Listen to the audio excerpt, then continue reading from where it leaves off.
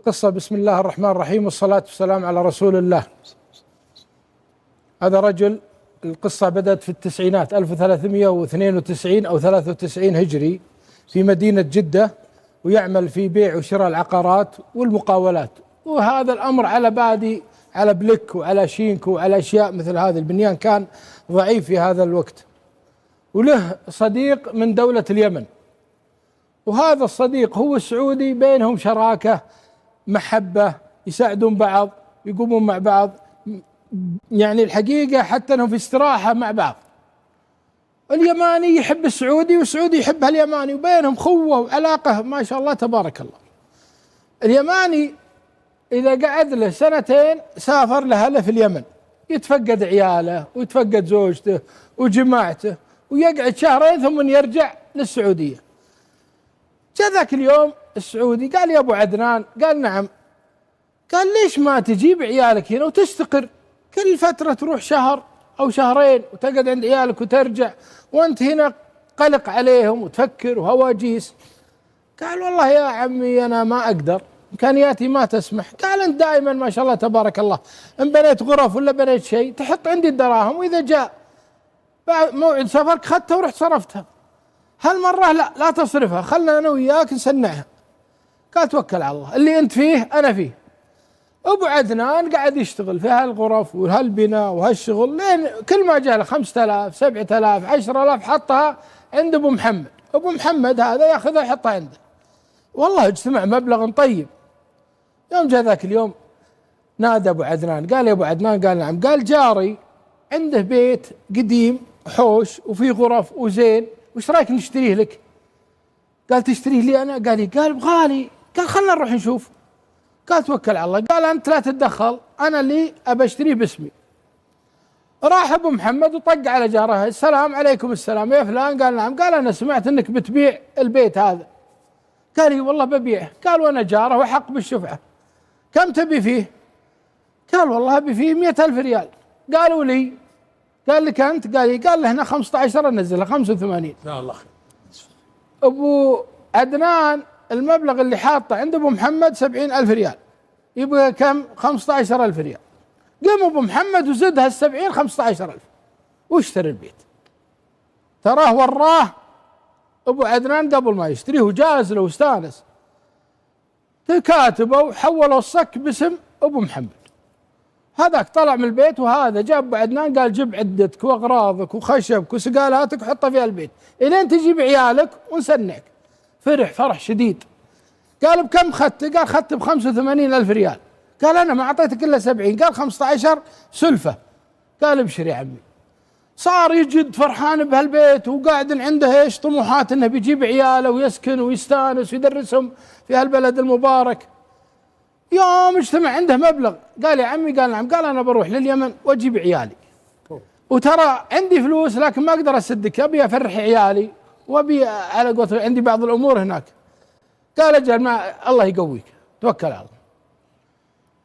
أبو عدنان كتب ورقة وحطها في بوكه: إن لأبو محمد عندي 15,000 ريال دين في المكان الفلاني، في البيت الفلاني، عند المسجد الفلاني، في حي في جدة. حطها في بوكه من باب ايش؟ حفظ الدين. وهذه مهمة الأمور هذه. من يوم يصير لك دين على طول اكتب.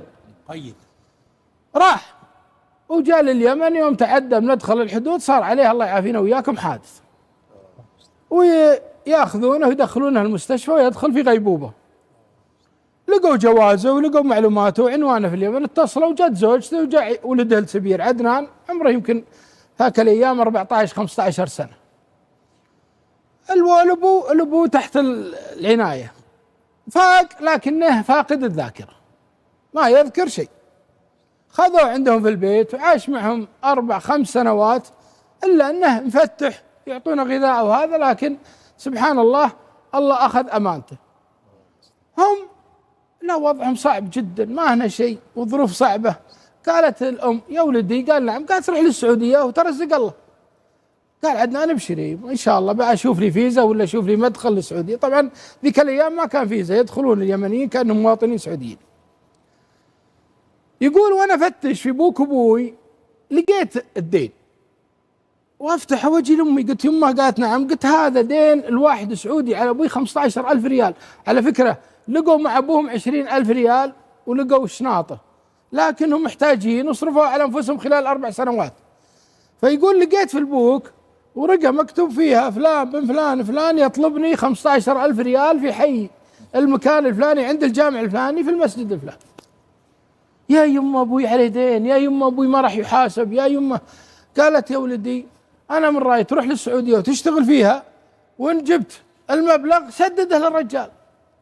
قال ابشر ابشري، ويدخل السعوديه بهذه النيه انه يقضي دين ابوه.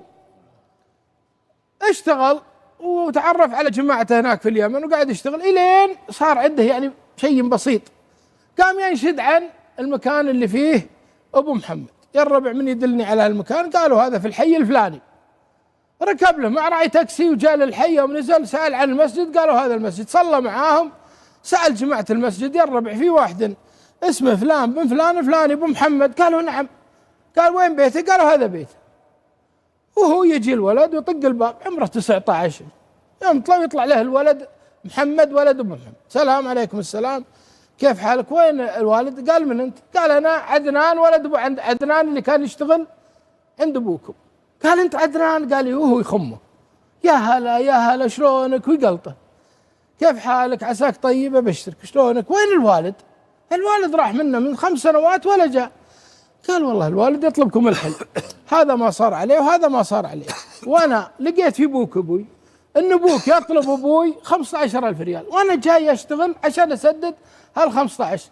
انا جامع منها الحين مبلغ وباقي مبلغ ابيكم تصبرون عليه وتحللون ابوي لين الله يفرجها. الوالد وينه؟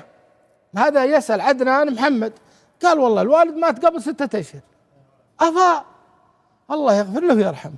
وانتم؟ قالوا والله احنا ما ندري عن هالدين، لكن الحين تعش عندنا وامرح ويصير خير. الولد دخل على والدته، يا يمه؟ قال نعم. قال تدري من عندي في المجلس؟ قالت من عندك؟ قال عندي عدنان ولد ابو عدنان اللي هذا وضعه وهذا وضعه. قالت وين ابوه؟ قال ابوه توفى. قال تعال تعال تعال، روح جيب خوالك وجيب عمامك وخلهم يحضرون في المجلس، ابوك موصين. وتروح لهم، شوف الام الوفيه، وتطلع وصيه الابو مكتوبه، وصيه الخاصه ومعها صك. قالت البيت اللي جنبنا تراه لهالولد ولاخوانه، ابوك شاريه باسمه، لكن اللي دافع المبلغ ابو عدنان، ابوك له من هالمبلغ 15,000 ريال، وترى من واجبكم نحنا نعطيهم حقه، بلغ الولد. قال يمه الولد جاي يسدد 15 دين لابوي، ما يدري الا بيت. قالت هذا فضل الله، ما تدري تتعجب بعدنان بسداد دين ابوه، ولا تتعجب من هالمرأة وابنائها الصالحين وابوهم؟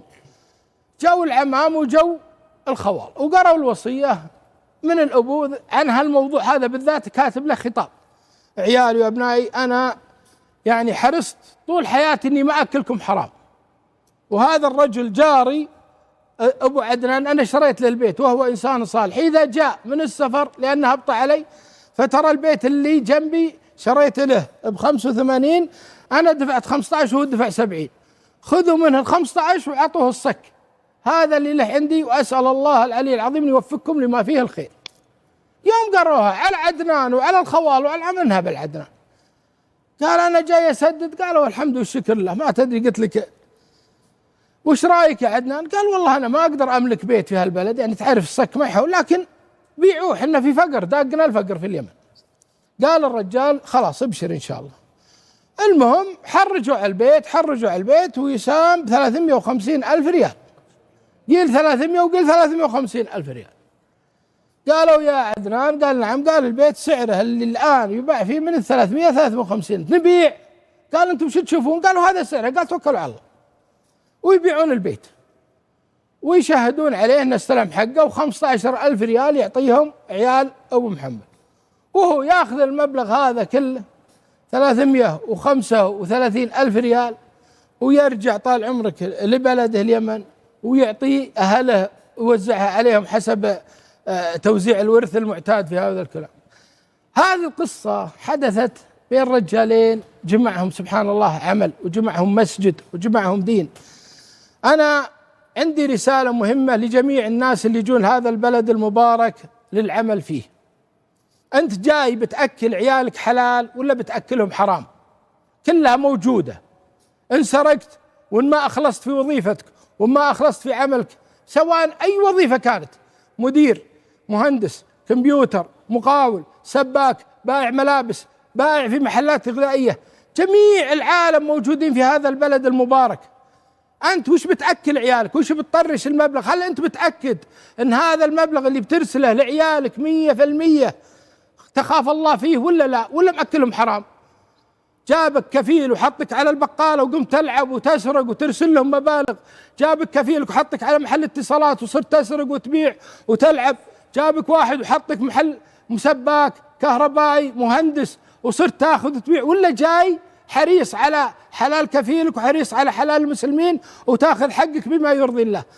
في حساب وفي عقاب. يمكن كفيلك ما درى، ويمكن النظام الأمني ما دروا على الكلام هذا، لكن الله سبحانه وتعالى داري. بتصرفها في عيالك وبتصرفها في صحتك وبتلقاها في الآخرة قدامك محضرة. ولذلك رسالة لجميع العاملين في هذا البلد المبارك: احرص أنك ما تغذي عيالك إلا المال الحلال. وأنا أذكركم بالله، حنا بلد مثلكم، والله يحييكم في بلدكم. احرصوا على الإخلاص في عملكم، وحرصوا على أنكم تقدمون واجباتكم. حتى لو ظلم كفيلك في بعض الأمور، ما يحق لك أنك تأخذ حق أو تأخذ شيء ما أذن لك أنك تأخذه. ستحاسب وستعاقب، كفيلك سيحاسب إن ظلمك ولا أخر في راتبك، لكن ما يعطيك الحق أنك تأخذ حق مو لك. أنا أشوف كثير من الناس، أنا واحد منهم، يجي المهندس يدخل بيتي في موضوع تصليح مكيفات ولا في تصليح ثلاجات، والقى الثلاجة كانت تشتكي من شيء صارت تشتكي من 3 و4 علل غير العلة السابقة، كله علشان يبيني أرجع ثاني مرة ويصلح، أو أجيبه ثاني مرة ويصلح في سباكة عشان يصل من الفلوس. لكن والله كل هذا الكلام محسوب عند الله.